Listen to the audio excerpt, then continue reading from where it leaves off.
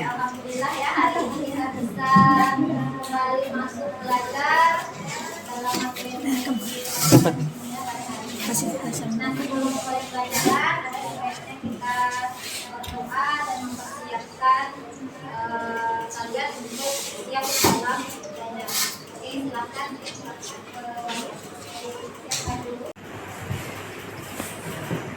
Sebelum belajar, mari kita baca doa menurut agama dan kepercayaan kita masing-masing. Doa mulai.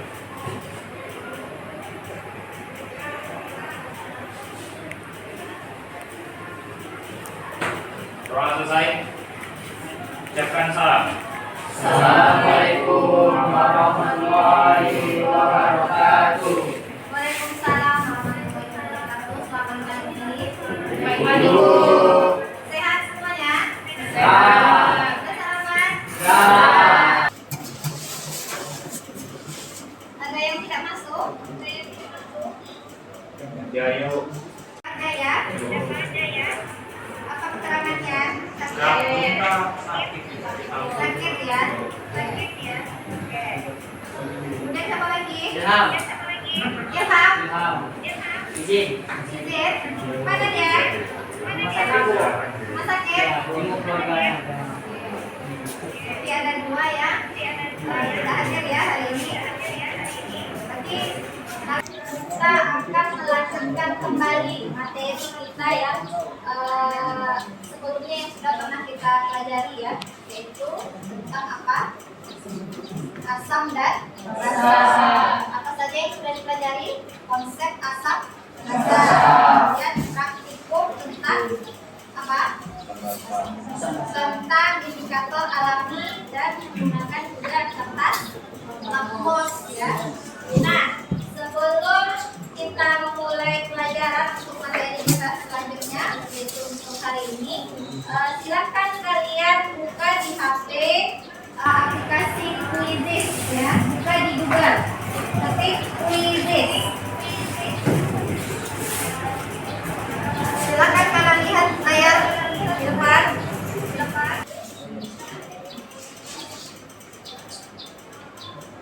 Ya.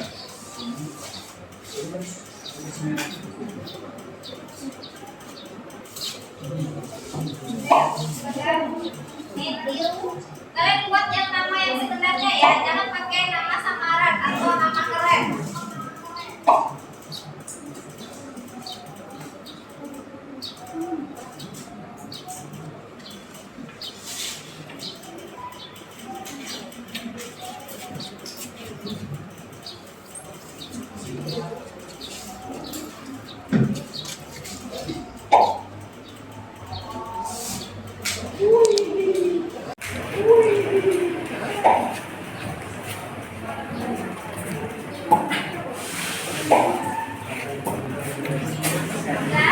Baru 7 orang. Wahid, Tilas Binda, Rehan, Fauzia Jaya, Samwa, Jaya Rani, Fitri.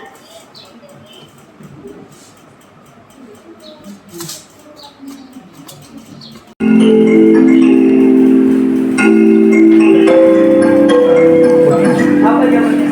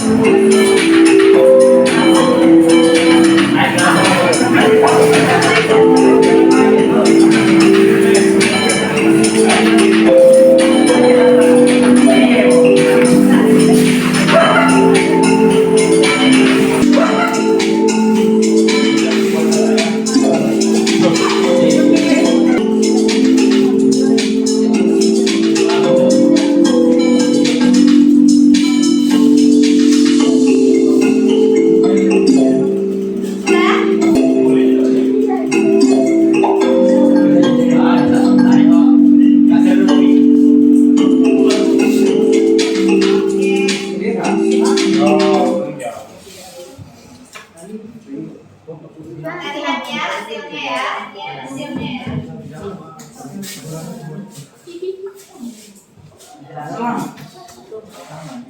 Oke. Nah, bisa lihat di depan.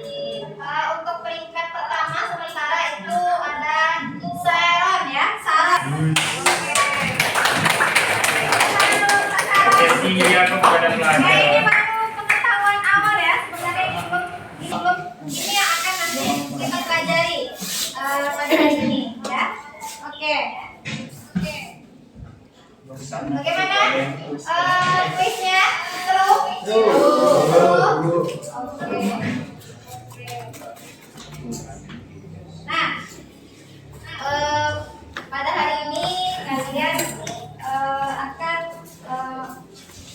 mempelajari materi kelanjutan dari konsep asam basa dan praktikum kemarin menggunakan indikator asam basa alami dan kertas lakmus.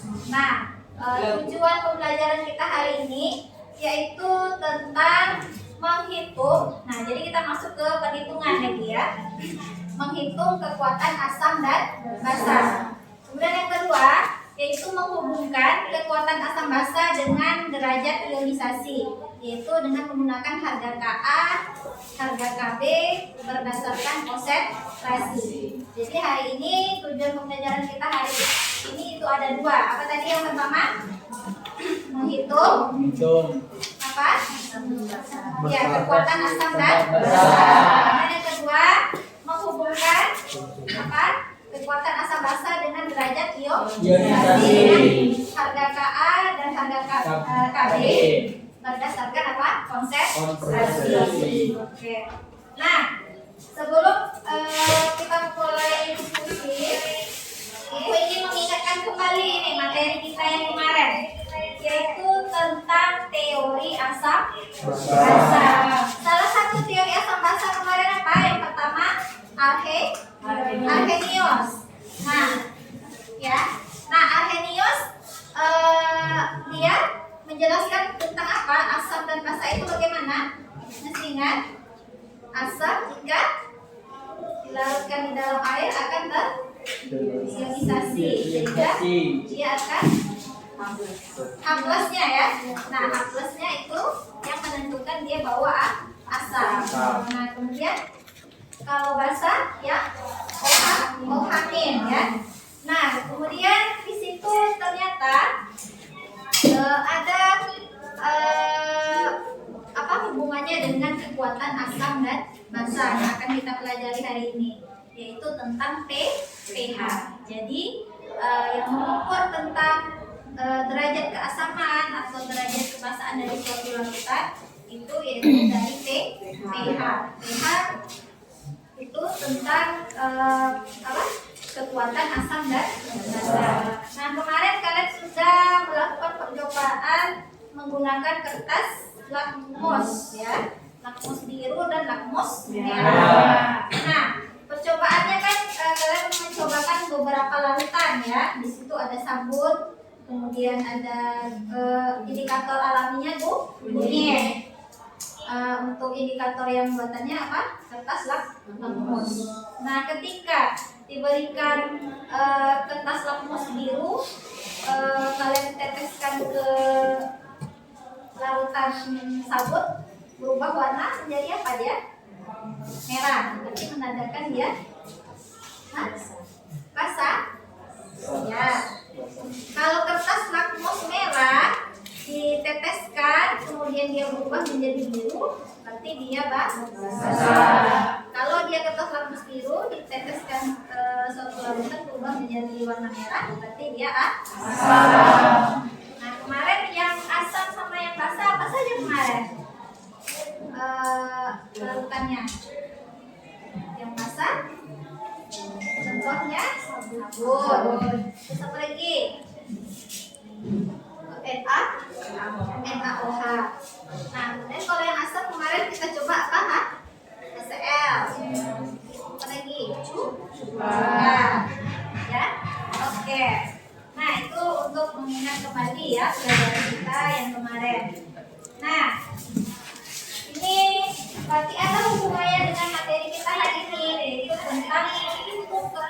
asam basa. Nah, kemarin kita coba pakai indikator, kita menentukan sifat dari larutan tadi asam atau basa. Nah, kalau sekarang yaitu dengan perhitungan. Nah, apa manfaatnya Bu? Kami mempelajari ini nih tentang menghitung kekuatan asam dan basa. Nah, ternyata banyak manfaatnya, yaitu dalam kehidupan kita sehari-hari. Yaitu yang pertama dalam bidang kesehatan dan dalam bidang pertanian. Kalau dalam bidang kesehatan apa contohnya Bu? Nah, misalnya ada yang punya sakit mah di sini? Ada? Nah, kalau kalian sakit mah, apa yang kalian makan untuk obatnya? Paracetamol. Roma ya? Ya, Roma. Nah, itu salah satu aplikasi ya dari asam basa tadi dalam kehidupan sehari-hari. Kemudian dalam pertanian, kalau pertanian bagaimana Bu? Nah, kalau kita ingin menanam sebuah tanaman, tentu kita harus supaya bagus hasilnya, tentu kita harus mengecek kesuburan tanah. Nah, dari mengecek kesuburan tanah itulah kita menggunakan indikator pH tanah ya, jadi pH meter biasanya. Jadi sebelum itu coba kalian simak dulu video ya tentang pemanfaatan asam basa dalam kehidupan sehari-hari. Bagi teman-teman yang baru bergabung, saya persilakan untuk menekan tombol subscribe berwarna merah pada bagian bawah video ini dan bunyikan loncengnya. Jangan lupa like, share, dan komen. pH tanah adalah sebutan yang mengacu pada tingkat keasaman dan kebasahan suatu tanah pertanian yang ditunjukkan dengan skala angka 0 sampai 14. pH atau tingkat keasaman dapat dikatakan netral ketika dia berada pada angka 7. Tetapi tingkat pH yang toleran untuk dapat ditumbuhi oleh tanaman dengan subur adalah kisaran angka 6,5 sampai 7,5. Suatu bahan atau tanah dapat dikatakan memiliki nilai pH yang netral jika grafik pada skala pH menunjukkan tepat pada angka 7. Jika grafiknya menunjukkan angka yang lebih rendah daripada angka 7, maka tanah tersebut dapat dikatakan sebagai tanah asam atau memiliki keasaman yang tinggi. Semakin rendah angka yang ditunjukkan, maka semakin tinggi keasaman tanah tersebut. Sedangkan jika grafik penilaian menunjukkan angka di atas 7, maka tanah tersebut dapat dikatakan sebagai tanah basah atau memiliki kebasahan tinggi. Semakin tinggi angka yang ditunjukkan, maka semakin tinggi pula tingkat kebasahan tanah tersebut. Ibu akan memberikan sebuah permasalahan yang akan kalian pecahkan ya, atau kalian cari jawabannya melalui kegiatan kalian mengerjakan LKPD di dalam kelompok ya. Jadi ini LKPD-nya akan dibagikan.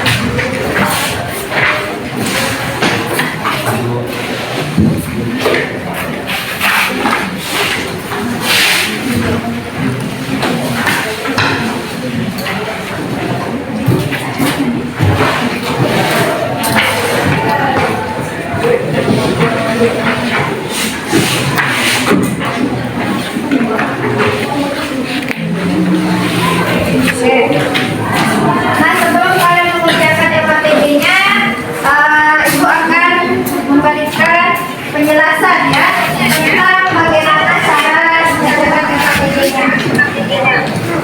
Sudah perhatikan LKPD-nya masing-masing. Nah, di situ kalian tulis kelas 11 2, kemudian kelompoknya di kelompok 1, 2, 3, dan 4. Kemudian tulis nama anggotanya ya, sudah ada 4 kolom untuk menulis nama anggotanya. Nah, kemudian Di sini ada mengamati. Nah, silakan kalian amati dari keempat larutan ya, dari gambar larutan yang sudah ada di LKPD. Nah, kemudian kalian rumuskan masalah apa yang ingin kalian ketahui berdasarkan hasil pengamatan. Jadi kalian nyatakan dalam sebuah pertanyaan ya. Jadi apa yang bisa kalian pahami atau yang bisa kalian tanyakan terkait dengan gambar ya. Kira-kira apa yang muncul pertanyaan terkait dari keempat gambar ini. Nah, kemudian hipotesis. Nah, hipotesisnya ini nanti kalian buat jawaban sementara berdasarkan masalah yang kalian buat tadi. Ya, jadi kira-kira jawabannya apa dari pertanyaan yang sudah kalian ajukan tadi. Nah, kemudian di sini ada scan kode barcode ya.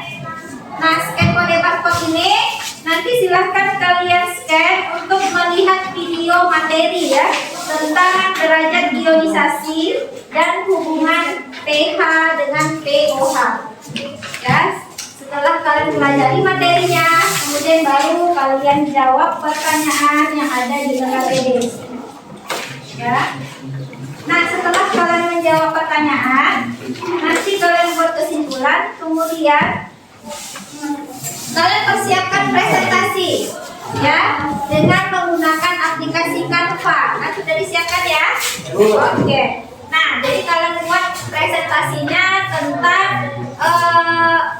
materi yang sudah kalian pelajari atau tentang masalah yang sudah terjawab, yang sudah kalian cari dari internet, dari bahan ajar yang sudah diberikan.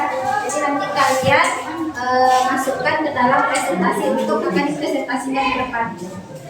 Oke, paham? Ada pertanyaan? Tidak?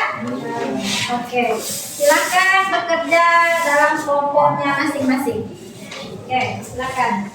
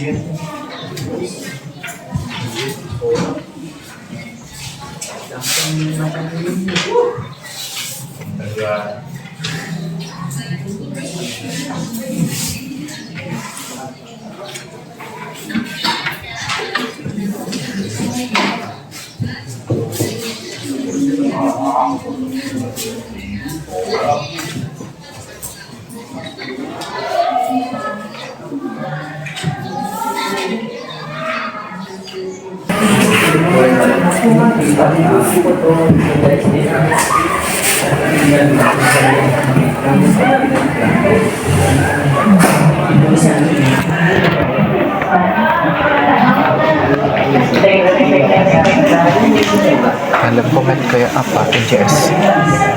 Nah, dalam komen NJS di belakang. Kemarin ada apa teman kakakku datang kan NJS master kali merata. berapa Dilihat dari segi mikroskopiknya, ketika NH3 dilakukan di dalam air, NH3 terionisasi membentuk NH4+ dari vitamin. langsung aja dulu. Namun apa yang terjadi? Coba perhatikan. Tidak semua molekul NH3 terionisasi membentuk NH4+. Juga dapat dikatakan bahwa NH3 terionisasi sebagian di dalam air. Karena reaksi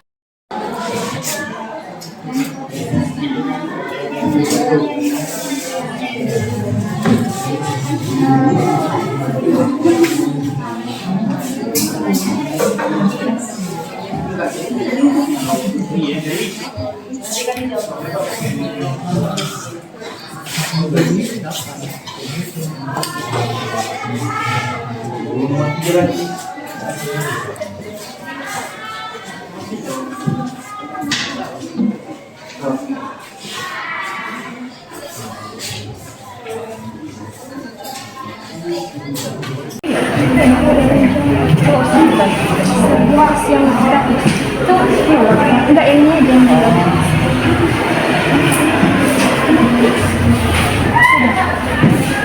Yang sudah siap presentasinya kirimkan ke WA itu ya. Udah tahu kan WA itu kan? Udah, Bu.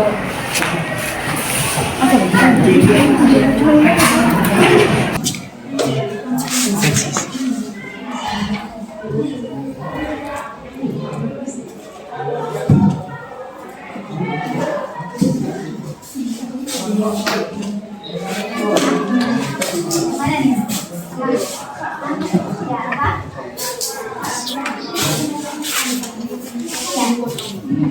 Iya. Mana?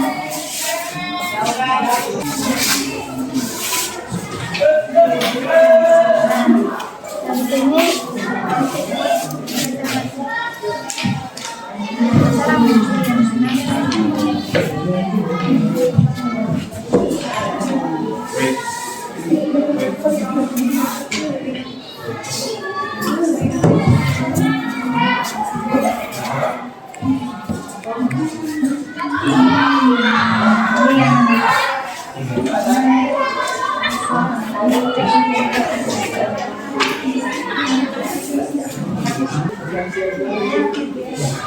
Assalamualaikum warahmatullahi wabarakatuh. Waalaikumsalam warahmatullahi wabarakatuh. Kami dari kelompok 2 akan membacakan hasil diskusi kami. Yang pertama itu tentang mengamati gambar. Pertanyaannya menunjukkan masalah apa yang ingin kalian ketahui berdasarkan hasil pengamatan. Nyatakan dalam bentuk pertanyaan. Dari gambar di atas yang ada di KPD, kami mendapatkan pertanyaan bagaimana cara menghitung pH.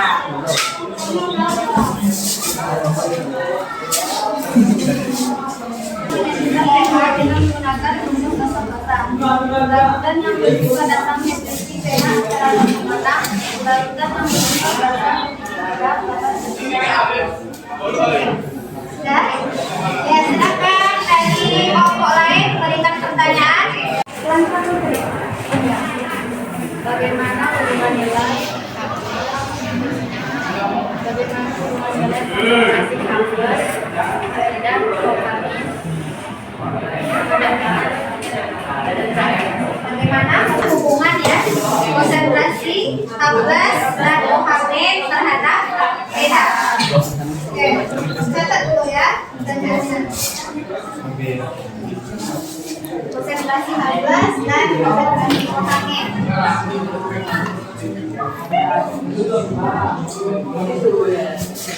Oke, silakan kelompok yang lain.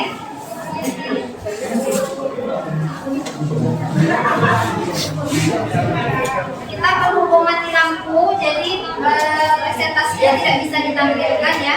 Jadi mungkin satu kelompok saja yang maju ya. Ya, Bu. Ya, Bu. Yang lainnya tolong pertanyaannya untuk kelompok penyaji. Saya kelompok 3. Silakan. Pertanyaannya. Sambil dicari ya. Jadi, ya, silakan. Ya.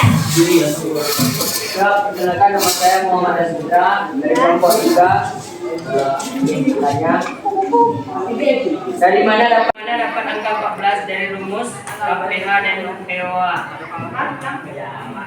Dari mana dapat angka 14 dari rumus KPH dan PH sama dengan 14 bulan POH.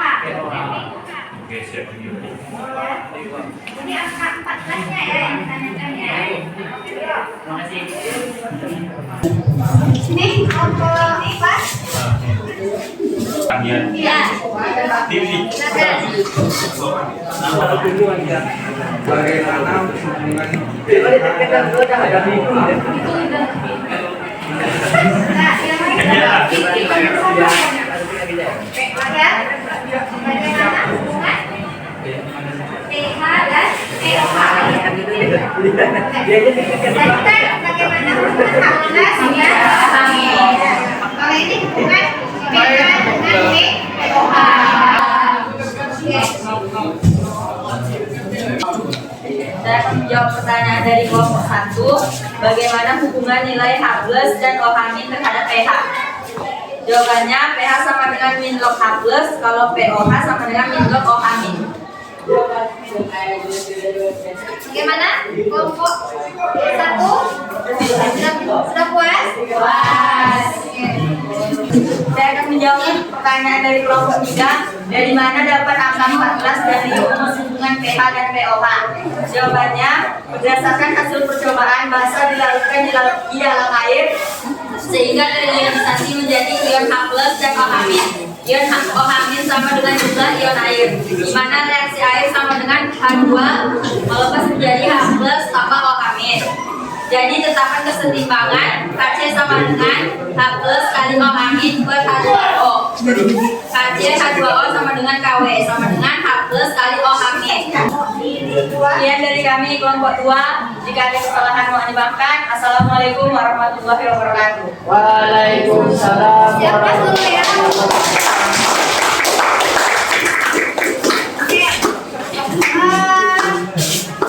Ini presentasi kalian sudah kalian kirimkan ke ibu ya, dari 4 kelompok. Jadi karena berhubung mati lampu, jadi kita hanya bisa tampil maju untuk 1 kelompok ya. Nanti kalian share kalau ada pertanyaan-pertanyaan yang ingin kalian tanyakan, boleh disampaikan nanti di kelompok masing-masing ya. Nanti kasih ke ibu pertanyaan-pertanyaannya. Oke? Nah dari presentasi teman-teman kalian di depan, itu ada yang berbeda tidak jawabannya? Sama? Nah, kalau untuk kelompok 1, apa kira-kira yang menjadi permasalahan kalian atau pertanyaan kalian tadi? Coba bacakan. Jadi, apa hubungan jenis larutan dengan pH? Oke. Apakah sudah terjawab pertanyaannya? Kira-kira dari yang sudah ditampilkan temannya di depan atau yang sudah kalian cari? Sudah? Sudah. Jadi apa kira-kira jawabannya? Coba. pH merupakan derajat keasaman atau basa suatu lautan. Jadi semakin kecil nilainya, maka lautan tersebut akan semakin asam. Jadi semakin kecil nilainya, dia nilai apa? Nilai konsentrasi H+, maka jadi lautan tersebut akan semakin asam. Itu juga sebaliknya. Cara menghitung pH yaitu dia ada terbagi menjadi 2, yaitu asam kuat, asam lemah, asam kuat, asam lemah. Nah, di mana bagaimana bisa cara menentukan dia kuat atau lemah? Yaitu dari derajat ionisasi ya. Kalau untuk asam lemah dan asam lemah dia tidak terionisasi sempurna. Artinya harga alfa atau derajat ionisasinya kalau untuk yang kuat itu sama dengan 1. Jadi asam kuat alfanya sama dengan 1. Langsung dia dikalikan dengan konsentrasinya, maka dapat harga H+ atau OH. Formnya sudah ibu kirimkan ke salah satu nomor tadi, silakan di-share kawan-kawannya. Sudah di-share? Oke.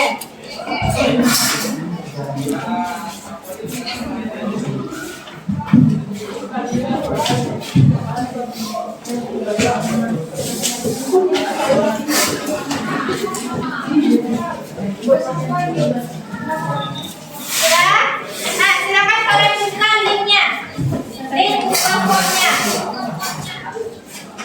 Silakan buat nama, kemudian kelas, kemudian baru kalian kerjakan soal-soal yang ada di Google Form.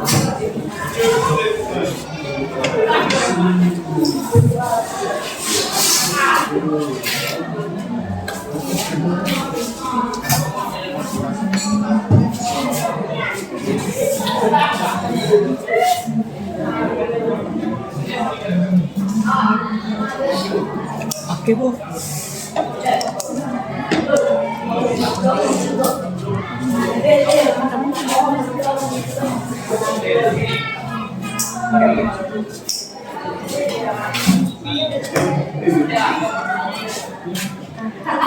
Satu aja yang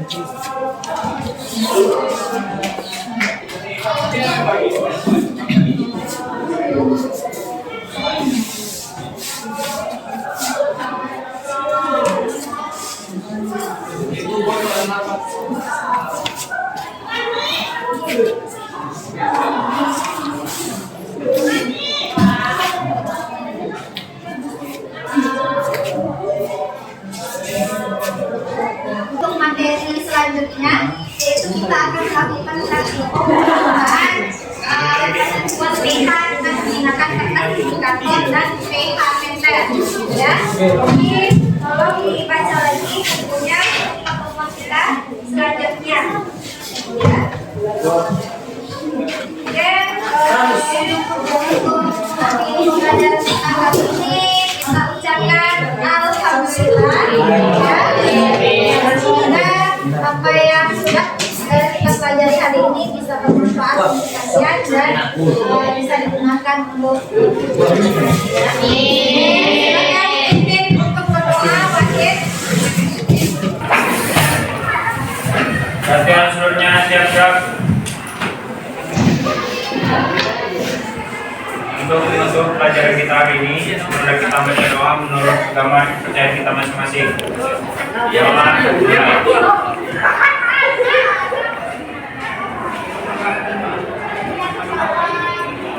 Doa selesai. Ucapkan salam. Assalamualaikum warahmatullahi wabarakatuh. Waalaikumsalam.